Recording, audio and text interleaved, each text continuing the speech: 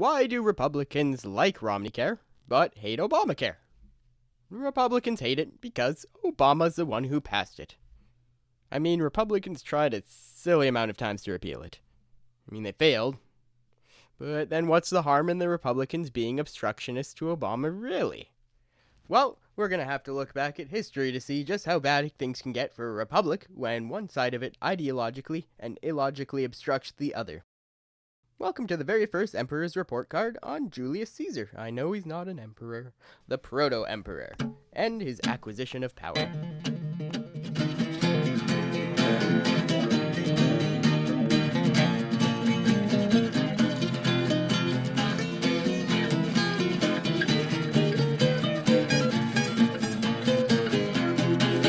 The story begins, as it often does, with a feud between Romans with towering egos. Meet Marcus Licinius Crassus. He really likes money. I like money. Thank you, Crassus. Yes, and he's very rich. There are estimates that Crassus was one of the richest people in history. But it's nearly impossible to say what a denarius would translate to today. Crassus was an okay general and even defeated Spartacus. There's actually a funny story about that.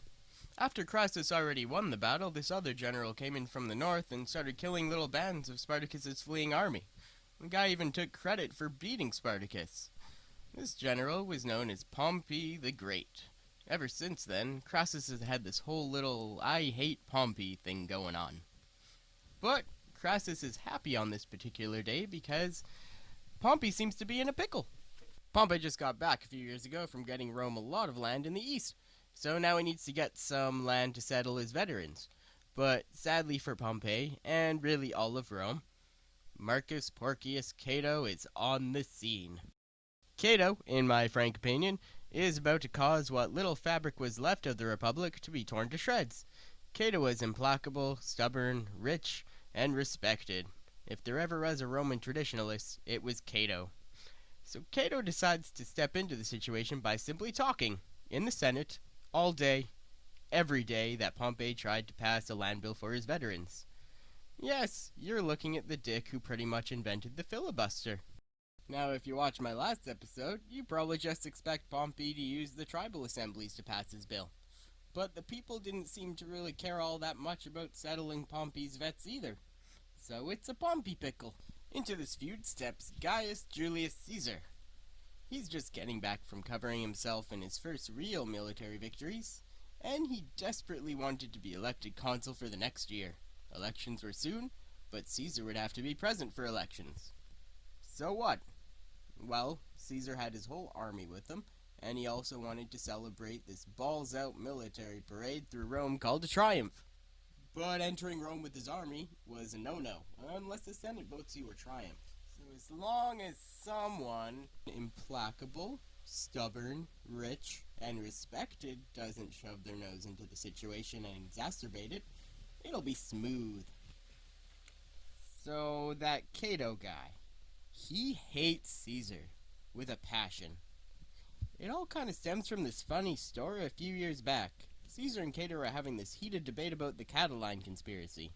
What's the Catiline conspiracy? Look it up. It's not important at the moment. We got execute the conspirators. Well, couldn't we just exile them and put them under guard outside of the city? A kind of imprisonment for life. What in Pluto's name is a life imprisonment, eh? I don't know. I've just come up with it, really. It could work. What we do... Oh, hold on a minute. Oh, there's a note for me here, yes. Thank you. Hey, what are those, eh? Notes from spies? Cato, you'd best not read this. You should screw off now and stop holding up the time here. You really do not want to read this. It's personal. Yeah, you know, give me that, okay? See, my dearest Caesar, I long for your well-endowed part, love. Sevilla? My half-sister? Oh, no! They did not usurp. She's only your half-sister, really. It's not that bad. So Cato really hates Caesar, cause I guess that was embarrassing and stuff. I don't know. So anyway, back to Caesar's triumph. Cato decides to hold up Caesar's triumph vote, while he's outside of the city, by talking all day. Again, Caesar then comes up with a different idea. He figures, okay, I'll ask if you're not going to vote me by triumph in time for the consulship, then I'll just ask you if you can elect me while I'm not in the city. And Cato says no to that too. So, what does Caesar do? He can either give up his consulship and wait for his triumph, or give up his triumph and go get his consulship. He decides to go into the city and get elected consul with this other guy named Bibulus. But Caesar also gets another bright idea. He decides to go meet up with Pompey, because he's having all that trouble. And he decides to bring in Crassus to talk with Pompey. I like money. Caesar does all the work to reconcile the two men, and that's not easy, because, well, Caesar had slept with both men's wives. Pompey even divorced his wife, he was so mad about it. But Caesar offered his daughter to Pompey for him to marry, and I guess Pompey must have thought it was bonus because Caesar definitely wouldn't try to sleep with this wife. The agreement between Crassus, Caesar, and Pompey ended up being termed the First Triumvirate, but that's really not accurate because a triumvirate is legally binding and this was totally illegal. Oh, they also give Cicero a shout and ask if he's interested in joining their little triumvirate, but Cicero thinks it would undermine the Republic somehow, so he says no. Nah, you can't be right about that. At Caesar's first meeting of the Senate as consul, things were a little rocky. Caesar brings up Pompey's land bill and asks everyone's opinion on it. All the senators agreed that it was perfectly reasonable, but then it was Cato's turn to be asked what he thought of the bill. Cato explained that he thought it was great, but just not right now. You know, during Caesar's consulship. Then Cato kept talking, and kept talking, and kept talking, and kept talking. And after a few hours, apparently Caesar decided that he really didn't like filibustering and had Cato arrested. And that was his right as the consul, by the way. But Cato was being let out, and then a bunch of senators began to follow Cato out of the room. Caesar asked, where they were going, and they replied that, Well, I guess ultimately I'd rather be in prison with Cato than in the Senate with Caesar. Huh. So I think he realized he wasn't going to get much out of the Senate. Caesar didn't even call another meeting of the Senate for his entire consulship. Instead, he kind of just starts acting like a Gracchus. See episode 0. He decides to use the tribal assemblies and gangs of thugs to pass his legislation. But Cato and Bibulus start showing up to these assemblies and speaking against Caesar. So Caesar decides to incite the crowd to attack Bibulus, throw a bucket of shit on his head, and chase him to his house.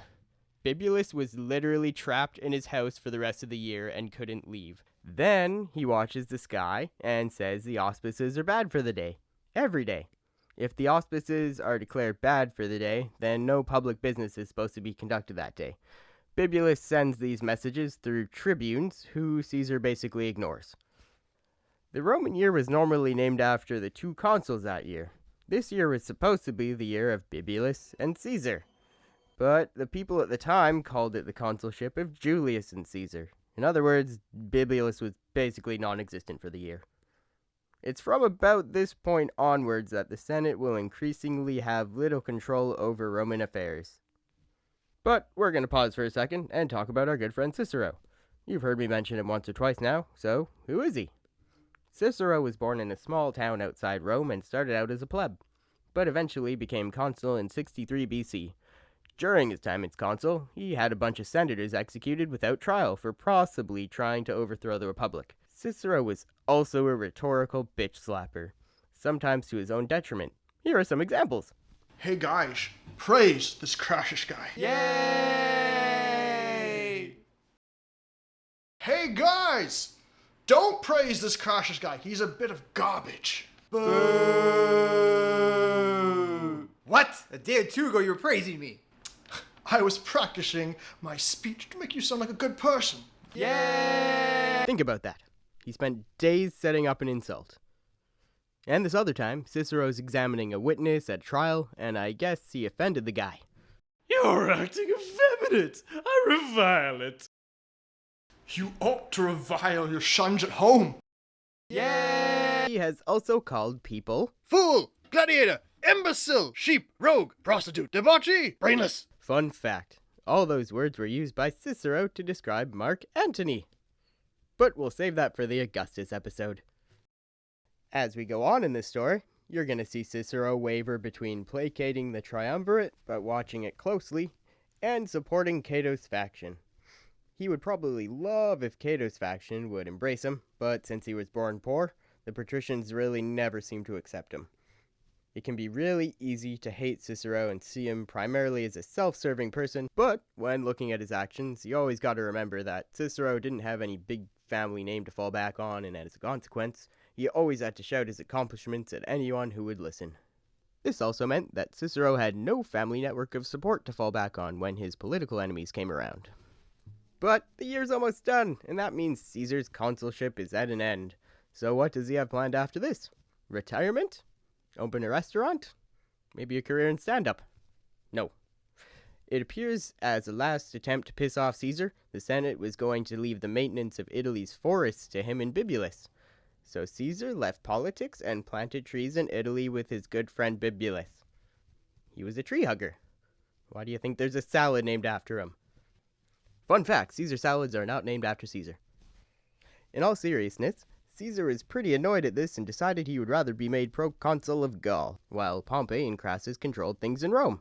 This also had the added benefit of giving Caesar immunity from prosecution for all the illegal things he did as consul in 59, because under Roman law, you can't prosecute a sitting magistrate.